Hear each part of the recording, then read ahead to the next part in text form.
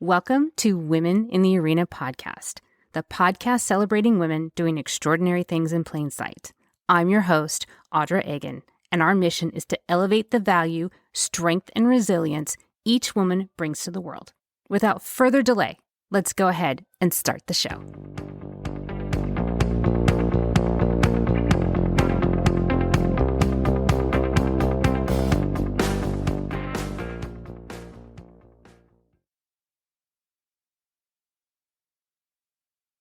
Welcome in, everyone, and thank you so much for joining me again this week. I haven't introduced myself in a little bit, so for those of you that are new, I'm Audra, and I'm your host of Women in the Arena. And together, we celebrate, we support, and we create community with each other.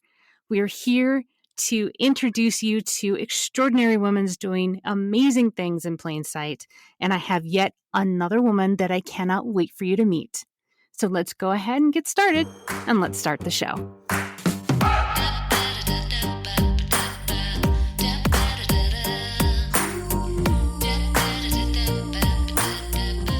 Welcome in, everyone, and thank you so much for joining me today.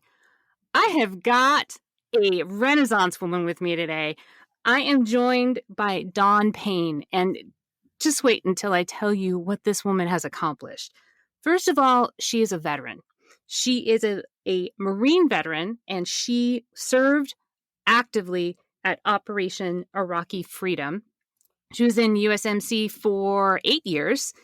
She also is a licensed psychotherapist. She has her master's degree in social work. She works for the VA hospital. She is a business owner. She owns Dusk to Dawn cosmetic line. She is a New York Fashion Week makeup artist.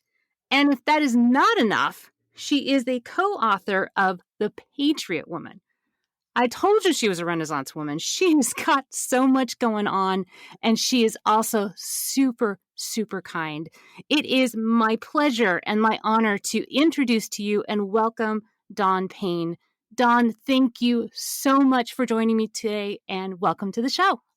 Thank you so much. That was a beautiful introduction. I feel super special and just very, very important. You are special and very important. Thank you so much. I am so happy for you to be here. You and I have gotten to know each other a little bit, and you have such a fascinating and interesting background. Would you mind telling us just a little bit more about yourself so we can get to know you a little bit better? Absolutely, absolutely. My name is Dawn Payne. I am originally from Fort Knox, Kentucky. I was born there. My dad was in the Army. He and my mom were married. Shortly after his stint in Desert Storm, they moved back to my hometown of Burlington. So I was born in Kentucky, raised in Burlington, North Carolina. From there, I joined the military at the age of 18 with the intention of using benefits to be able to go to school and get an education and have the Marine Corps pay for it. So I went in as a reservist.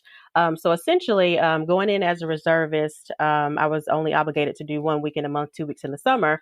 But while I was in boot camp at Parris Island, South Carolina, I was September 11 happened essentially. So after September 11 happened, it was a really big deal. And they said, well, all of you reservists that joined as a reservist, you are going to have to go active duty.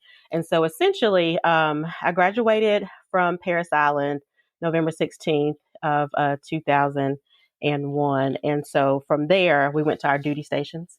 I was able to go to my duty station. And from there, about 2 months in, is when I became a freshman at Winston-Salem State. And so they let me off of my active duty to do my reserve time.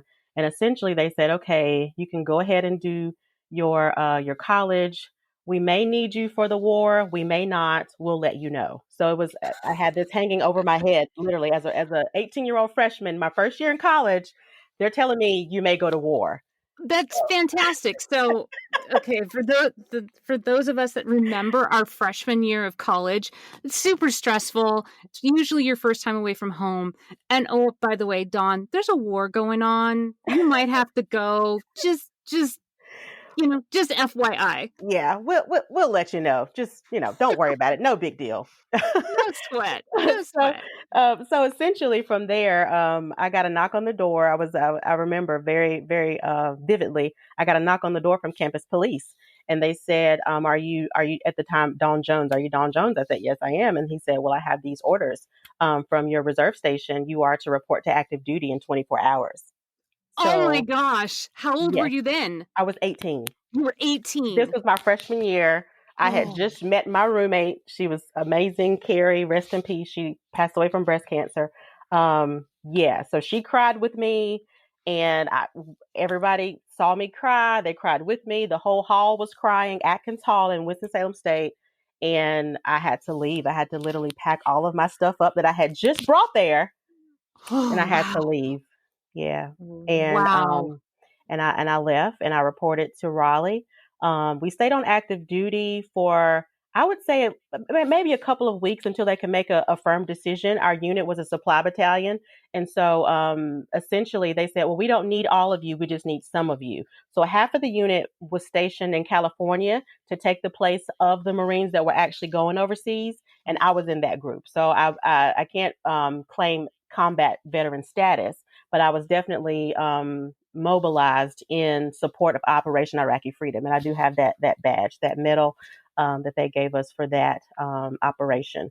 And so I went to California, did my time there, and then I came back to Winston-Salem State to finish up my degree. And I finished up my reserve time. I ended up finishing up my master's degree in 2009. I graduated, and then 2009 I also got out of the Marine Corps. So I had several transitions all in 1 year. Wow. Wow.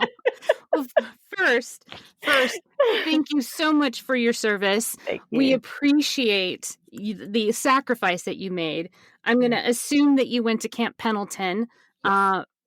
As an Arizona native, I'm very familiar with San Diego, and Yes, so I know exactly where Camp Pendleton is. So absolutely. I remember when there was Operation Iraqi Freedom that uh, Oceanside, where Camp Pendleton is, was a ghost town Yep. because all of the troops were sent overseas. Yep. So thank you for coming and continuing to protect us domestically and your sacrifice. You were very young to make Yeah. that sacrifice. And, you had to be on active duty and do your studies all at the same time. So Yep. thank you for doing that. Um, and it also afforded you to get not just your bachelor's degree, but your master's degree in psychotherapy, where you are in turn now helping your fellow veterans with their mental health and helping them heal from whatever emotional wounds they may have experienced due to active duty or the like. Absolutely. Which leads us to our conversation today, because I had mentioned that you are also not only a business owner of your own cosmetics line, but also an award-winning New York Fashion Week makeup artist. So, here's the big question. What in the world does lipstick and psychotherapy have to do with one another? It seems miles apart. But I know that you are here to tell me that no, they are not. Absolutely, absolutely. A lot of people think, well, wearing makeup, oh, it's a frivolous choice. It's purely skin deep. It's not particularly important in our lives, and that is the furthest thing from the truth.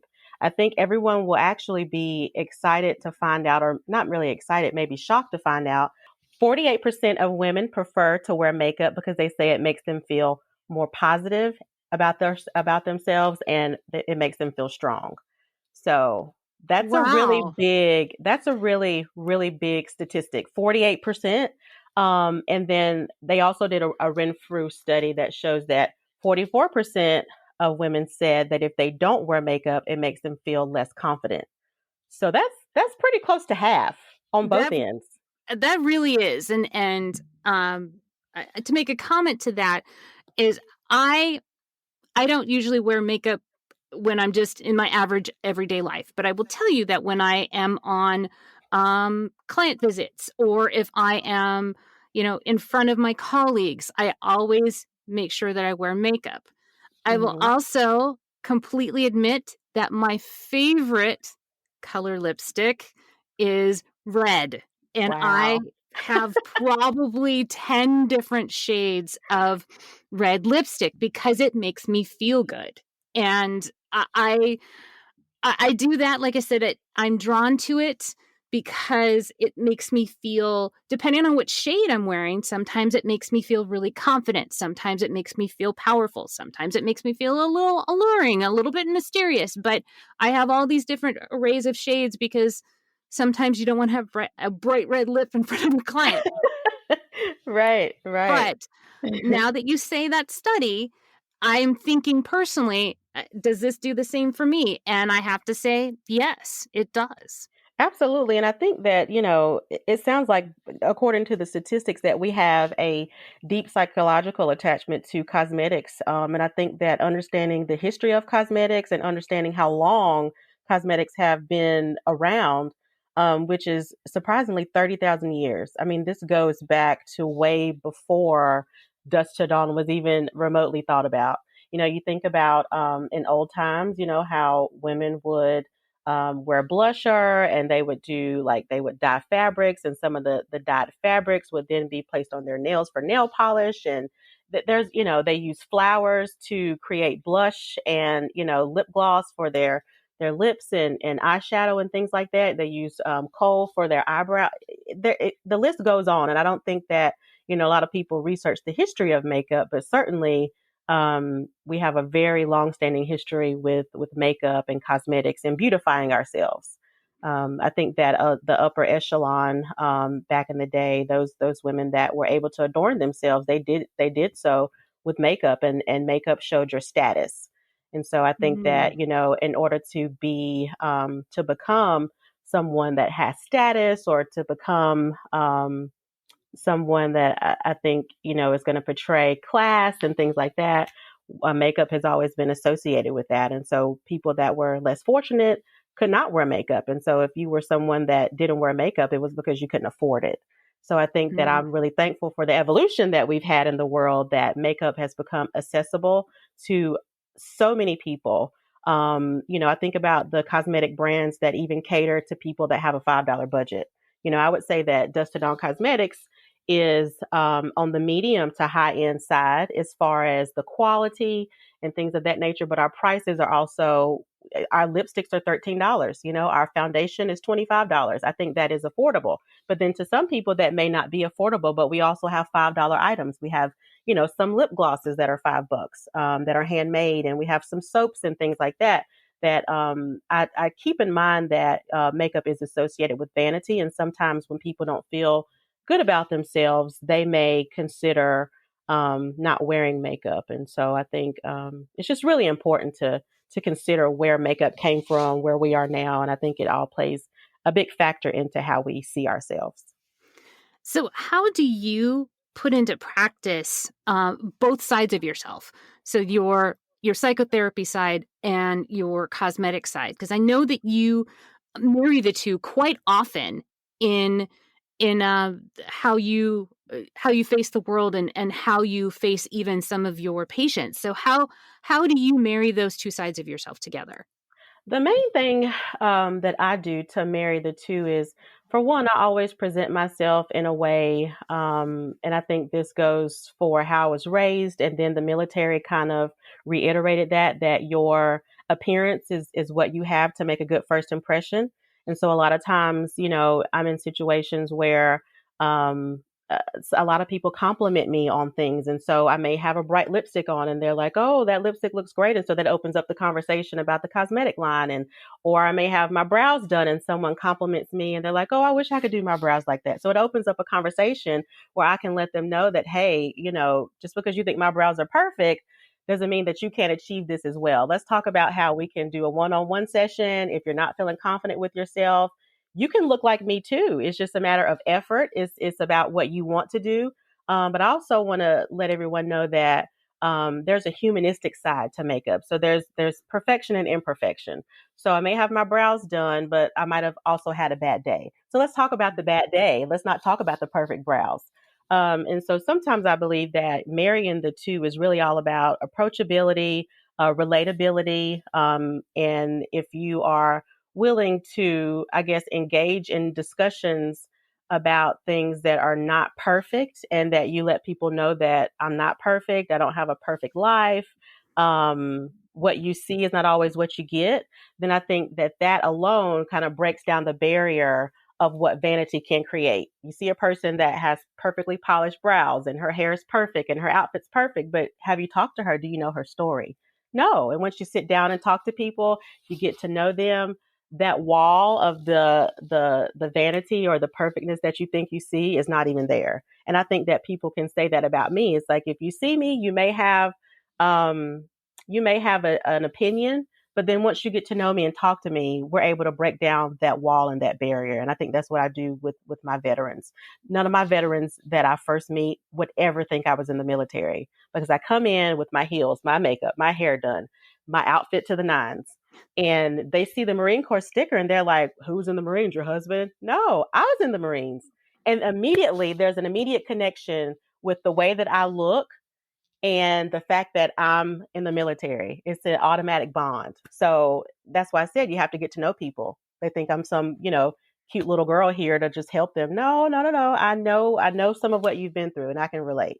And they would never know that by looking at me. So I encourage So everybody not to judge a book by the cover. I would agree. So I'm going to ask you this question because us as women have a tendency, and this is one of the reasons why I've created this platform because I want to remove it. So Yeah. we have a tendency to look at each other um, on the outside and judge and size ourselves up against the other person and think, oh, I couldn't be like her, or she's not like me, or maybe she doesn't think I'm good enough, or whatever the case may be.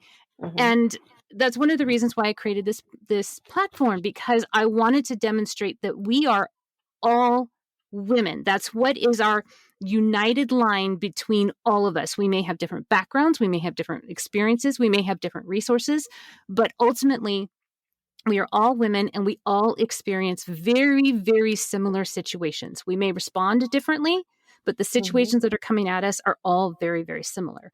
So, my question to you is, and there's lots of women out there that have everything perfect. What would you think if there would be a woman that would approach you that you didn't know, that just came up to you and said, you know, your whatever is really pretty. Could you show me?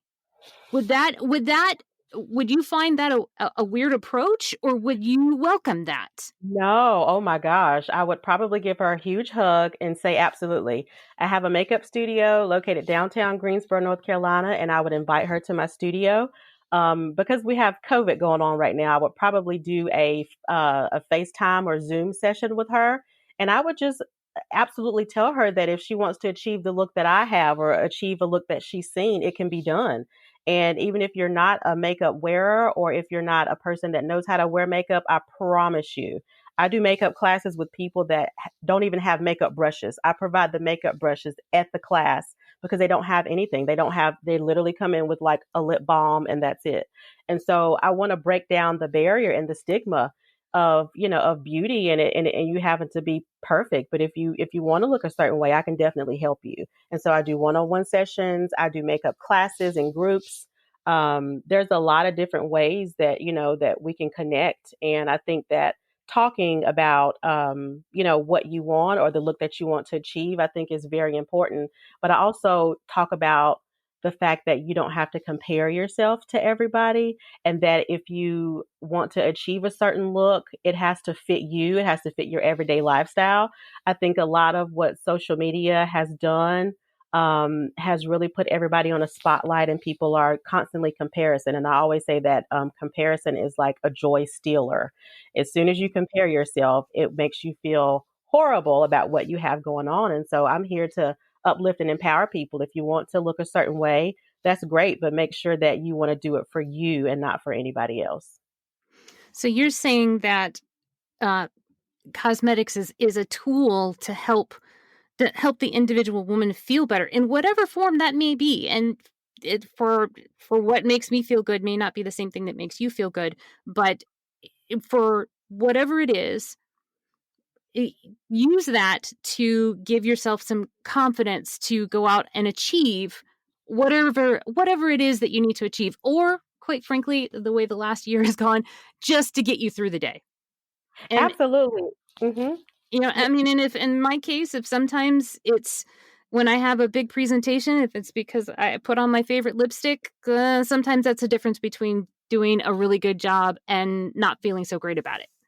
Absolutely. And I'll say that, naysayers will often suggest that the beauty industry created our need for makeup by making us feel less attractive. But I have a different spin. I feel that it was our need to control our appearance that created an industry to meet it. And I think that, a critical factor in understanding the link between makeup and psychological well-being, not to go too deep, but I think it's very much interconnected. Mental health and makeup is very much connected. And I don't think that until we have these discussions, that people realize, that there is a big link. I think, if you're feeling down, studies have shown that if you get up, you take a shower, you spruce yourself up, you feel better. And I think that sometimes people associate makeup and cosmetics with just makeup, but cosmetics is skincare. I have a skincare line for people that don't wear makeup. I'm one person that I believe that, there's a whole gamut of cosmetics. So you don't have to buy the lipstick, but I do have lip scrub so that your lips can, be more moisturized. If you don't wear foundation, that's totally fine. I have moisturizer to moisturize your skin. If you don't wear, eyeshadow, that's awesome. I have eye cream to help with your eye bags. So I think creating an environment to where people aren't pigeonholed to one particular thing, and it shows them that, if you're not a makeup wearer, it's fine. And I think that sometimes people feel that, when you're in the arena of vanity, that it's all about makeup, but it's not. Self-care is all about lotioning yourself up, putting on, oils and perfumes and making yourself smell good and body scrubs and things like that. Self-care is very much connected to the cosmetic industry. And that self-care translates to how you feel about yourself. And that is your mental health. So, don't you also think that when women do this together, I mean, that's why there was those old Mary Kay parties. I mean, I think that we all went to Mary Kay parties somewhere along the line. I Yeah. mean, Yep. don't you think that's part of it is having that camaraderie amongst your female colleagues, maybe your friends, that there's an opportunity to connect with one another about this stuff. I mean, it's for me and my friends, it's always a giggle because we're like, how do you use this thing? And I mean, I say that probably more often than not, but it's fun, and like I said, it's an opportunity to connect, remove barriers between one another, because ultimately, like I said, we're all women trying to figure out how to get through this life. And I think that would be an opportunity to open up doors of conversation. What are your thoughts on utilizing that kind of environment for that very same thing? I think it is. It's very much needed. I don't think we do it enough, honestly. I know I've personally researched Mary Kay and Avon, and the premise of those businesses was established as kind of like a women's empowerment thing, and so it was very much about getting women together to make them feel good about themselves, to have them meet their goals and checking off goals. And I think that that is something that's extremely important that we need. I think at the end of the day, we all crave human interaction. And I think to deny that human interaction, such as the times we are now with COVID, it kind of can play on people's mental health. We do. We need each other. I think somehow we're all connected. I am a Christian. I believe that we are all connected. And I think that we're all here for a purpose. And I think that when we gather together, it creates an environment where healing can take place. We can relate to one another. We can support one another. And I think that there's something very beautiful about the makeup classes that I have. When women walk in, they may walk in feeling a certain way, but once we take those selfies, everybody's so confident and they're smiling and they're posting their pictures on social media. They're tagging me. And it literally brings joy to my heart to see someone smile from putting on lipstick. It is an amazing feeling to know that I had a part in helping someone's self-esteem. It's beautiful. Well, I'm going to bring something to everybody's attention. And I know that you're pretty humble about this, but I don't care. It's my show. I can do what I want. Um, you actually, in that same vein, you do something very special for women that are suffering from cancer. You actually go out of your way to make them feel beautiful. Many of these women have lost their hair, they've lost their eyebrows, and you do something to make them feel beautiful and special. Can you tell us a little bit about what you do to help serve those women? Absolutely, absolutely. So there's a tab on my website, giving back, and I take that tab extremely serious. A lot of times I don't post because some of the women don't want me to post, but the women that allow me to post, I do post. I give away a free makeover to a breast cancer survivor every month, and what I do is I bring that lady in. I explain to her, how skincare can assist her with, some dryness that the ladies do experience once they go through chemo and radiation. I essentially give her a makeover. I talk her through the makeup that I'm applying on her.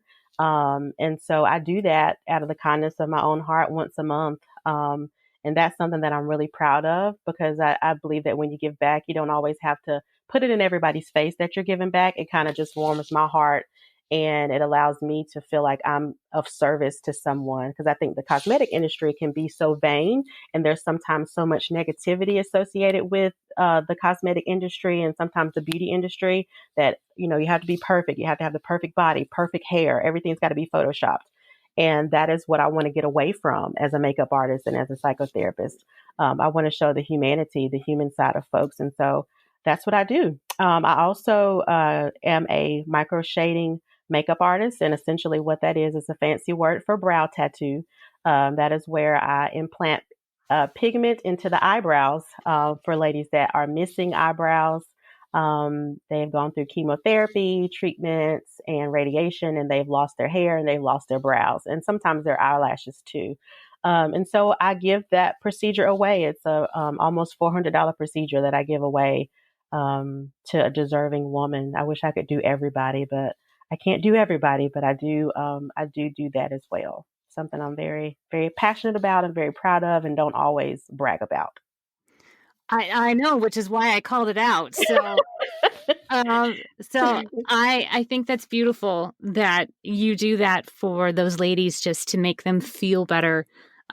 Because women, many women, myself included, we're attached to our hair, Yeah, our brows, our face, what have yeah, you. And yeah. once you lose it, you don't feel so great about it. And the fact that you take some time to give these women a little bit back of what they've lost, I think is incredibly special.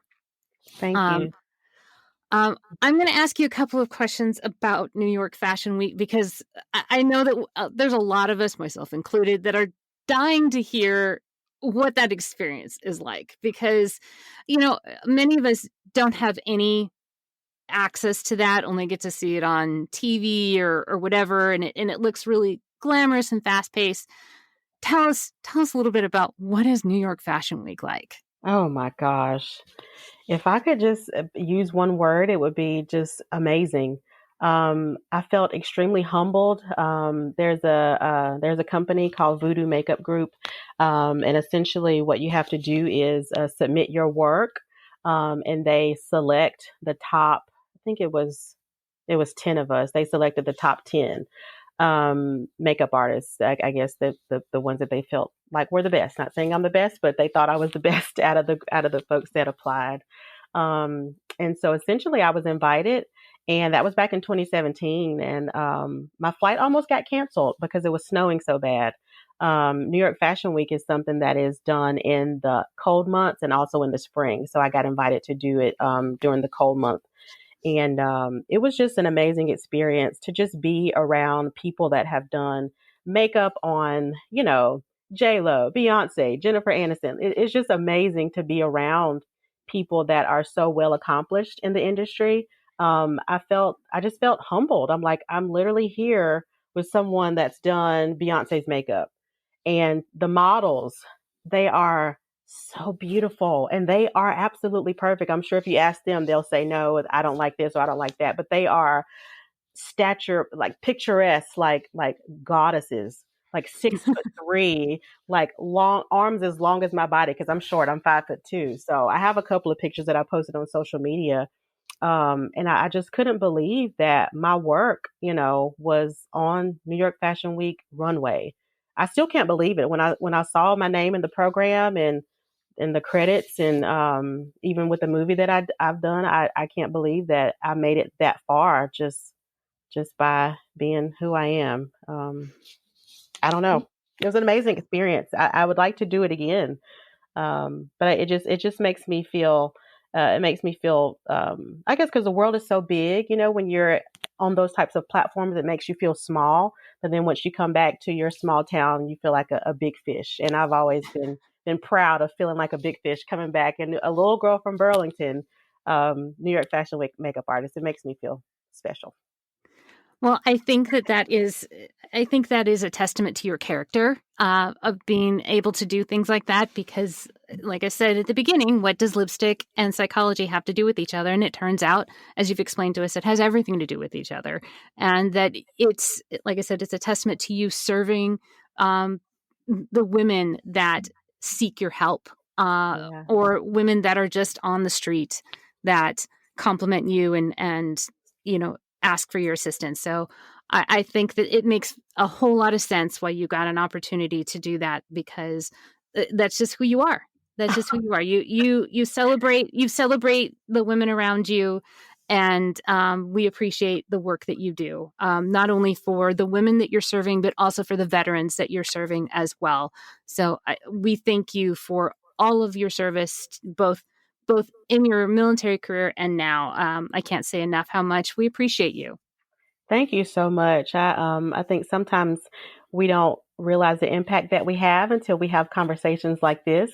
It just makes me feel, yeah, really humbled. I'm just really glad to be able to have this conversation, because I think that's the reason that you started this platform, because we don't have these conversations enough. And you said that there's so many gems out here, so many diamonds, and Mhm. they're just waiting to be discovered. So I thank you for discovering me. It's an honor, actually. It actually the honor is all mine, because I get to talk to people like you.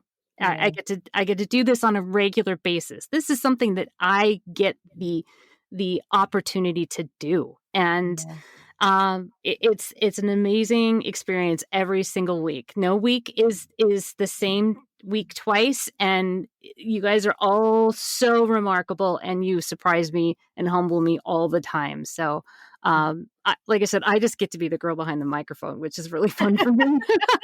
Look, lucky you. So I have a couple of questions for you before we let you run today. Okay. So are you ready? Are you Yes. ready to be in the hot seat even just a little bit Ye- more? Oh, this is gonna get good. Let me settle in. Yes, I'm Yeah. ready. Okay. You ready? Yes. Stretch a little bit, stretch yourself out. Yeah. All right. This is a question that I've been asking lately because I am trying really, really hard to remove the stigma around this. Okay. And the question is that we all need something, and women are terrible at communicating what they need because for whatever reason, we have to portray that we have it all together, all going on all the time. Hmm. And you and I and everybody who can hear my voice know that that is not true. Right. So Exactly.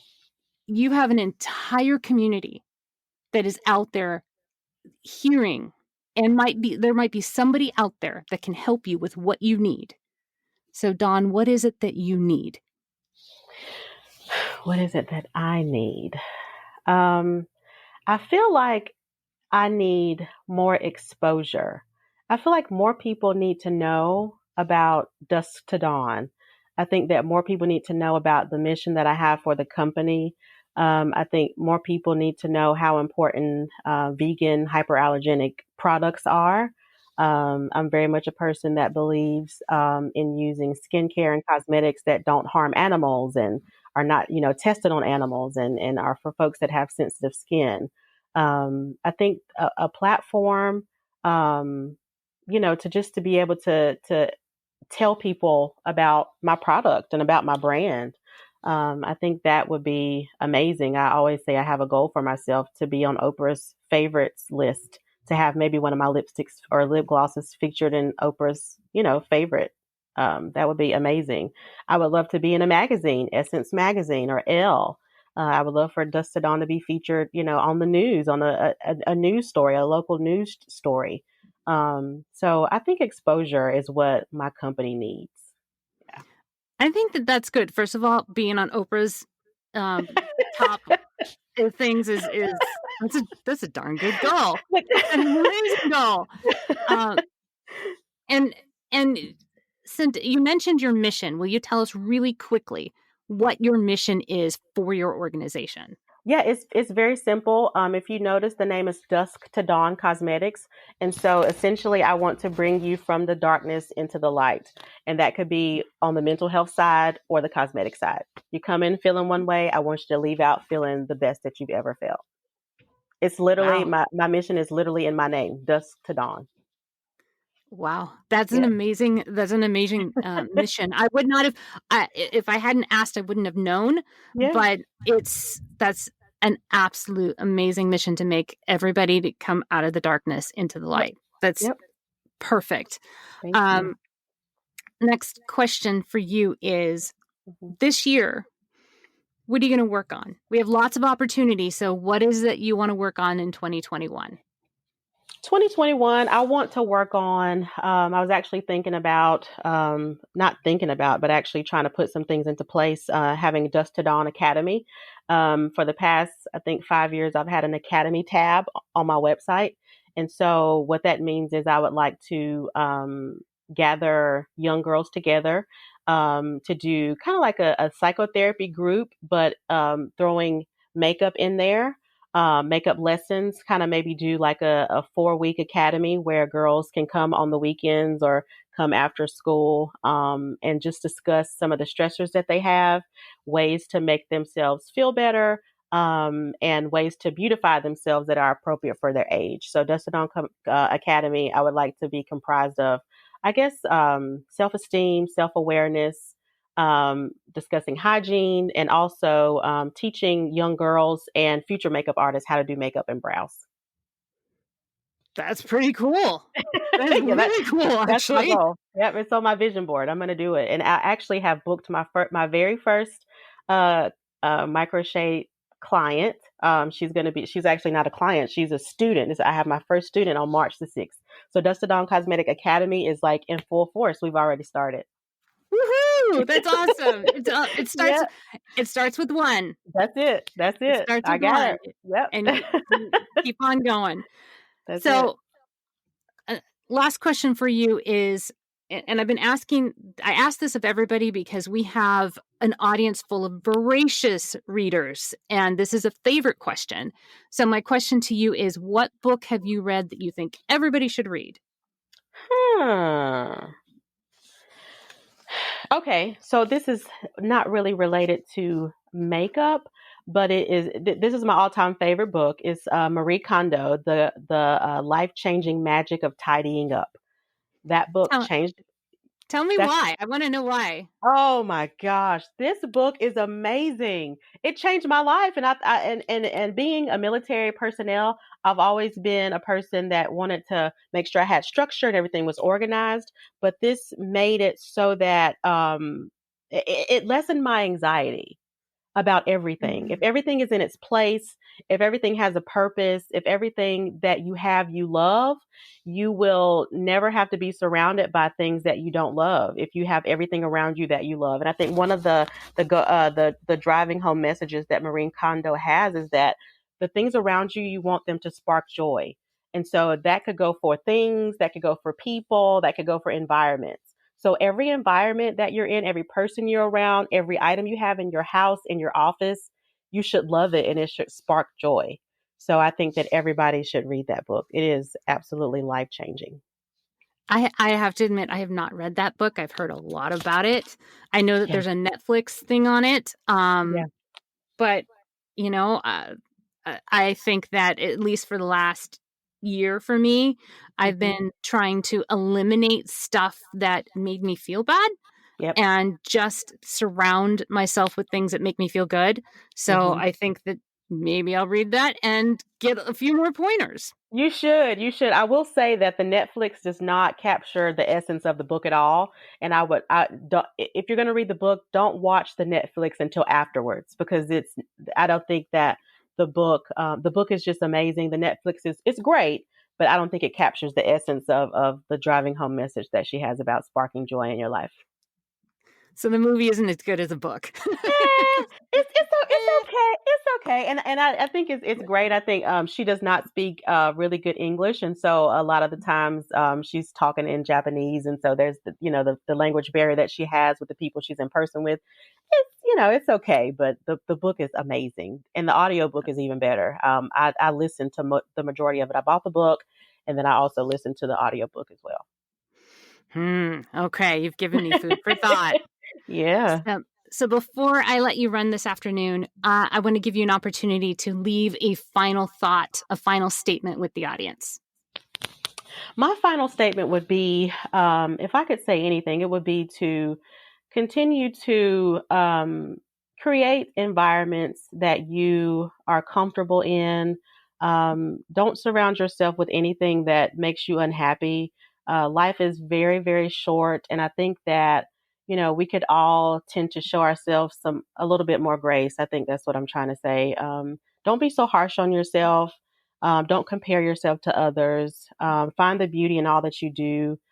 Speak positivity over your life. And I think that doing that will allow you to see the positivity in things, even when things don't always go the way that you think they should. Show yourself some grace. Be kind to one another. And I think that's about it. I think that's a really good reminder because Yeah. even though we say that, I don't think we remember it often enough. So I appreciate you giving us that reminder because we are our own worst critics after Yeah. all. Yeah. So we need to be kinder to ourselves so then we can be kinder to others. It Absolutely. kind of rolls that way. Oh, Um, one last thing. I yes. do want to say that this is kind of like my personal statement. You can have your cake and eat it too. I think that just by hearing this conversation with me, you don't just have to do makeup and do only makeup. You don't just have to go to college and do only college. And much like you can literally do whatever you want to do. Your life is in your control and you can literally have your cake and you can eat it too. You can do it all. There's no limits. Don't put any limits on yourself. I love that. Don't put any limits on yourself Nope. Nope. because who knows what you might be able to do. Exactly. Well, where can we reach you? You can reach me at dusttodawncosmetics.com. That's my website. My email is dawn@dusttodawncosmetics.com. Also on Instagram at dusttodawncosmetics.com. I'm on Facebook, dusttodawncosmetics.com. Every Thursday at 9, I do live makeup tutorials. So if you want to meet me there, feel free. It's open to the public. You can see me do makeup on myself. I always start the makeup sessions with a clean face so everybody knows that underneath my makeup, there is a normal person. So I think that's an important thing to say. So is that 9 p.m. Eastern? Eastern, yes, 9 p.m. Okay. Eastern. Yep. 9 p.m. Eastern every Thursday on Facebook. Yes. Yep. Everybody go check her out. She is lovely and amazing. Like I said at the beginning, even though she has all these beautiful, wonderful, accomplished accolades behind her name, she is as kind as she is beautiful. So, Dawn, thank you so much for being here and sharing yourself with us. I so appreciate it. You're welcome. It was an absolute pleasure. I really appreciate you having me on. Like I said, the pleasure is all mine. And to all of you, thank you again for listening, and we'll see you again next time. And that's a wrap. Thank you so much for being here this week. I want to say sincerely thank you to all of you for your support and your continued encouragement as we continue on this journey that I never expected. The reality is that I can't do this without you, and I wouldn't want to. I do this because I want to make us all better. I want to create a community where we feel heard, where we feel supported, and we are celebrated. And we are doing that every single day, and it's just getting better. And I want to hear from all of you. So please connect with me. And you can connect with me on any one of our social pages, and you can reach me at Audra, which is AUDRA, at womeninthearena.net. Please send me whatever you need. If you need help, if you need resources, if you want to make a referral, I want to know. So please connect with me because I can't wait to talk to you. Thank you again for being here and your support. And I can't wait to do it again next week. So we'll see you again next time.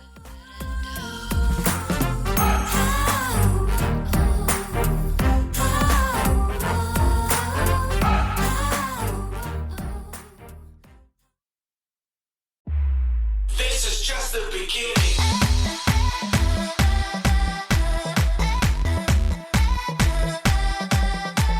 That's our show. I am so grateful for each and every one of you and your unwavering support and your continued belief in this movement that has become much bigger than me, much bigger than just a podcast. It has become this forward momentum that we are all doing together. If you are ready, or you know somebody that is ready to tell your story and share your value with the world, please connect with me. You can reach me at Audra at womeninthearena.net. I am so honored and thankful that you will share your story with me, and I'll make sure that it is well taken care of. I will never stop thanking each and every one of you, and I cannot wait to talk to you again next week as we share another woman's story and we celebrate her doing extraordinary things in plain sight. We'll see you next time. This is just the beginning.